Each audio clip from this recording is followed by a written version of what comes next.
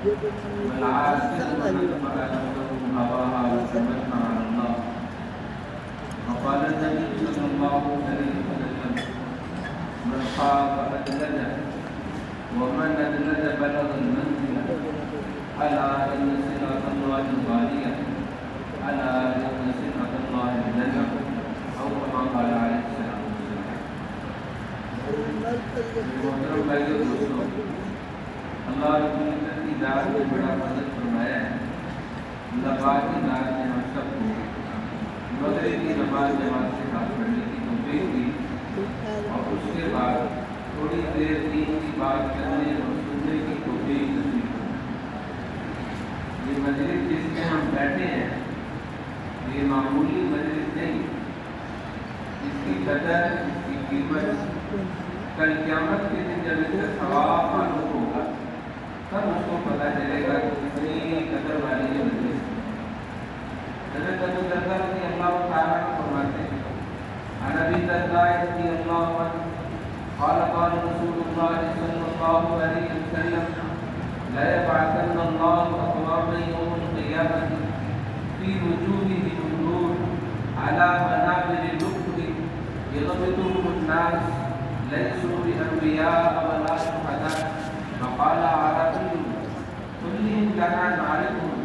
قال: هم المتحابون في الله من قبائل شتى وبلاد شتى يجتمعون على ذكر الله يذكرون.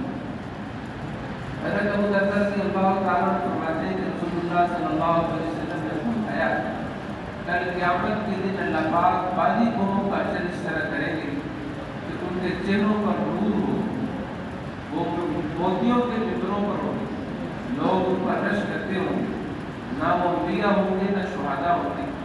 اسی لیے حضرت کہ اللہ کے رسول کا حل بیان کر دیجیے، ہم بھی ان کو پہچان لیں. فرمایا وہ لوگ ہوں گے جو مختلف قبیلوں سے، مختلف خاندانوں سے ایک جگہ جمع ہو اور اللہ تعالیٰ کا ذکر کریں. ایسی بابرکت مجلس ہے. فرمایا ایسی مجلس ہے کہ اس کے آخر میں ایک فرشتہ اعلان کرے گا: قوموا مغفور لکم قد بدلت سیئاتکم بالحسنات. بخشے بخشائے پڑے ہوئے تمہارے گناہوں کو نیکیوں میں تبدیل کرے گا. یہ ایسی بابرکت مجلس. اس لیے مجلس کے شروع سے آخر تک اہتمام کے ساتھ بات سنیں. جیسے ابھی بھائی کہہ رہے تھے تو بات سنتے ہیں تو بات سننے کا پہلا حق یہ ہے ارادے اور یقین کے ساتھ سننا. ارادے اور یقین کے ساتھ سننا. اور دوسرا حق یہ ہے کہ اس عمل کی نیت سے سننا. جب بندہ عمل کی نیت سے سنتا ہے عمل کے وقت اللہ پاک اس کو یاد دلا لیتے ہیں. اور تیسرا حق بات سننے کا یہ ہے کہ اس کو سارے عالم کے سارے انسانوں تک پہنچانے کی نیت سے سننا. محترم بھائیو دوستو، یہ اتنی بابرکت مجلس ہے کہ اللہ پاک کی ذات نے ہمیں بہت فضل فرمایا ہے. ہمیں اس میں آنے کی، شرکت کرنے کی توفیق نصیب فرمائے. محترم بھائیو دوستو، دنیا کی زندگی جو ہے اللہ پاک کی ذات نے سارے انسانوں کو جتنوں دنیا میں بھیجا ہے کہ تھوڑی مختصر سی زندگی. دنیا کی زندگی مختصر زندگی ہے، اس کا کوئی بھروسہ نہیں اس وقت ختم ہو جائے. ہم میں سے ہر ایک پر موت آئے گی. اور کل نفس ذائقۃ الموت، ہر نفس نے موت کا ذائقہ چکھنا ہے. موت کا ذائقہ چکھنا ہے. کوئی بھی بندہ جس انسان کو اللہ پاک نے پیدا کر دیا ہے وہ مرے گا نہیں، وہ مرے گا نہیں. انتقال ہوگا اس کا، اس جہان سے دوسرے جہان میں انتقال ہو جائے گا. لیکن جو درمیان میں موت ہے جو نبیوں پر بھی طاری ہوئی وہ موت اس کا ذائقہ چکھنا ہے. ہر نفس نے چکھنا ہے. وہ امیر ہے، غریب ہے، کالا ہے، گورا ہے، وہ کوٹھی میں رہنے والا ہے، جھوپڑی میں رہنے والا ہے، ہر بندے کو موت آنی یہ پکی بات. ایک بادشاہ نے اپنے وزیر سے کہا کہ جاؤ 3 باتیں ہیں ان کا 3 سوال ہیں، ان کے جواب لاؤ. اگر جواب نہ لائے تو پھر پکڑ ہوگی آپ کی. ایک وقت ایک مدت طے کریں. اس نے کہا سوال پہلا یہ ہے سب سے بڑا سچ بتاؤ کہ جس کو ساری دنیا سچ تسلیم کرتی. دوسرا سوال یہ ہے کہ سب سے بڑا جھوٹ بتاؤ جس کو ساری دنیا جھوٹ مانتی. تیسرا یہ ہے کہ وہ میٹھی چیز बताओ जिसको सब मीठा मानो। अब बकरीद का वक्त पूरा हो रहा है, सवालों के जवाब कुछ मिले कुछ न मिले। उसने इरादा किया इस वतन को छोड़ते दूसरी जगह जाने। जा रहा था कि रास्ते में बैठा, एक जगह में बैठा, थक के बैठ गया घर के नीचे। करीब ही एक बुजुर्ग थे, तो बुजुर्गों ने जब उसको देखा कि बड़ी उम्र के, देखा कि ये परेशान है, उससे पूछा बेटा परेशान क्यों है? उन्होंने कहा मैं फलाने इलाके का साल वाले मुल्क का वजीर हूँ, तो मुझे बादशाह ने ये सवाल कहे हैं, मैंने बहुत तहकीक की अब तक उसके सही जवाब नहीं मिले। उसने कहा बताओ क्या है? उसने कहा कि सबसे पहला सवाल ये है वो सच बताओ जिसको सारी दुनिया सच तस्लीम करती हुई। तो उसने कहा इसका जवाब है मौत, मरना। काफिर भी मानता है, मुसलमान भी मानता है, हर एक मानता है इसको कि मौत आनी है, वो निकल जाए हर। मैं कि दूसरा क्या है? उसने पूछा बाबा जी ने, उसका दूसरा ये है कि वो झूठ बताओ जिसको सारी दुनिया झूठ तस्लीम करती है और वो जिंदा रहना है हमेशा। इस जान को ही जिंदा नहीं रहता, जो भी दावा करता है जिंदा रहे, कोई भी जिंदा नहीं रहता, सारे सब पर मौत आए। मतलब भाइयों दोस्तों, ये जहान ही ऐसा है, ये मुख्तसर सी जिंदगी है, किसी का कोई पता नहीं कौन सा मोड़ हो, कौन सा वक्त हो, किसके साथ बैठे हो, क्या कर रहे हो, कि होता नहीं। हज़रत जिब्राईल अलैहिस्सलाम ने रिवायात में आता है, जिब्राईल अलैहिस्सलाम ने नूह अलैहिस्सलाम से पूछा कि आपने 950 साल की तबलीग की, और रिवायात में आता है उनकी उम्र 1300 साल, 1350, 1400 मुख्तलिफ रिवायतें आती हैं। इतनी लंबी उम्र आपने पाई। उन्होंने कहा है लंबी उम्र पाने वाले नबी आपने जितनी जिंदगी पाई है उसको कैसे पाई? फरमाने लगे दारुल आबाबा, एक घर है उसके 2 दरवाजे, एक से दाखिल हुआ दूसरे से निकल। इतनी मुख्तसर सी जिंदगी। नबी ईसा अलैहिस्सलाम का कौल है सारी तदबीरें करते, तदबीरें दरी की दरी रह जाती है और बंदा करना से निकल जाता है। और तीसरा कि जिस दिन में तू है फक्त नहीं हो, इसी को गनीमत समझ, यही जिंदगी जो हाल की जिंदगी, यही जिंदगी, बाकी जिंदगी नहीं। मोहतरम भाइयों दोस्तों, दुनिया की जिंदगी मुख्तसर से जिंदगी, किसी का कोई पता नहीं किस वक्त वक्त आ जाए। रसूलुल्लाह सल्लल्लाहु अलैहि वसल्लम रिवायत में आता है कि इस्तिंजा करते थे, संजय से फारिग होने के थोड़ी बात तयम्मुम करते थे, हालांकि करीब पानी भी होता था। एक जब हजरत इब्न अब्बास रज़ियल्लाहु अन्हुमा ने रियाज किया, ऐसा कि रसूल आप संजय से फरागत के थोड़ी बात तयम्मुम करते हैं, हालांकि पानी करीब। तो रसूलुल्लाह सल्लल्लाहु अलैहि वसल्लम ने फरमाया कि मुझे उम्मीद नहीं कि मैं पानी तक पहुँच सकूँ या न पहुँचूँ। तो मोहतरम भाई दोस्तों, ये इमामुल अंबिया रसूलुल्लाह सल्लल्लाहु अलैहि वसल्लम का हाल है कि एक लम्हे की भी उम्मीद नहीं रहती। मोहतरम भाई, दुनिया की जिंदगी मुख्तसर है, आखिरत की जिंदगी लामहदूद जिंदगी है, वो कभी खत्म होने वाली नहीं। इमाम गजाली रहमतुल्लाह फरमाते हैं आखिरत की जिंदगी की मिसाल देते हुए फरमाते हैं आखिरत की जिंदगी ऐसे कि जमीन और आसमान का खला राई के दामन से कर दिया जाए और 1000 साल में एक परिंदा आए और एक दाना लेकर जाए, कभी ना कभी ये सब दाने खत्म हो जाएंगे, लेकिन आखिरत की जिंदगी खत्म नहीं होगी। अबदल आबाद जिंदगी है, वो कभी खत्म होने वाली जिंदगी नहीं। रसूलुल्लाह सल्लल्लाहु अलैहि वसल्लम ने फरमाया आखिरत की जिंदगी की मिसाल ऐसी है, दुनिया के साथ मिसाल ऐसी है जैसे बड़े इतना बड़ा समंदर है, समंदर में से उंगली दबोए और निकाले, जितना पानी उसके साथ लगा है दुनिया की जिंदगी है और बाकी सारी आखिरत की जिंदगी। मोहतरम भाई दोस्तों, मुख्तसर सी जिंदगी दुनिया की, ये मुख्तसर है लेकिन कीमती है, बहुत कीमत है इसकी। एक दफा मुफ्ती निबर का बयान फरमाने लगे एक दफा का अल्लाह कहा हुआ दुनिया में, बंदा कहता अल्लाह, अल्लाह पाक कोई जवाब देते लब्बैक या अब्दी, ऐ मेरे बंदे में हाजिर। लेकिन आखिरत में 500 दफा, 5000 दफा, 5 लाख दफा भी कहेगा तो यही जवाब आएगा, कोई लब्बैक नहीं, उसका कोई जवाब नहीं है। तो ये दुनिया की जिंदगी एक एक पल बहुत कीमती। तो दुनिया में अल्लाह पाक की जात ने हम सबको भेजा क्यों है? हम सबको भेजने का मकसद कुरान में बयान किया, वमा खलक़तुल जिन्ना वल इंसा इल्ला लियअबुदून, मैंने जिन्नों इंसानों को अपनी इबादत, उलमा फरमाते इबादत से मुराद है कि तारीफून मार्फत के लिए पैदा किया, کہ دنیا میں آئے ہیں اللہ کی ذات کو پہچان کے دیں، اللہ کی ذات کا یقین بنا کے دیں۔ قبر میں سب سے پہلا سوال یقین کیا ہے؟ من رب، تو بتا دینا رب کون ہے؟ کس سے پلے کا یقین تیرا بزرگوں کا مالک ایک اللہ ہے۔ وہ اللہ پاک کی ذات نے اپنی تعریف قرآن میں خود بیان کی ہے۔ قرآن میں خود اللہ پاک نے اپنی تعریف بیان کی۔ شروع ہی میں پہلے الفاظ الحمدللہ رب العالمین، ساری تعریفیں اللہ ہی کے لیے جو سارے جہانوں کا پروردگار ہے۔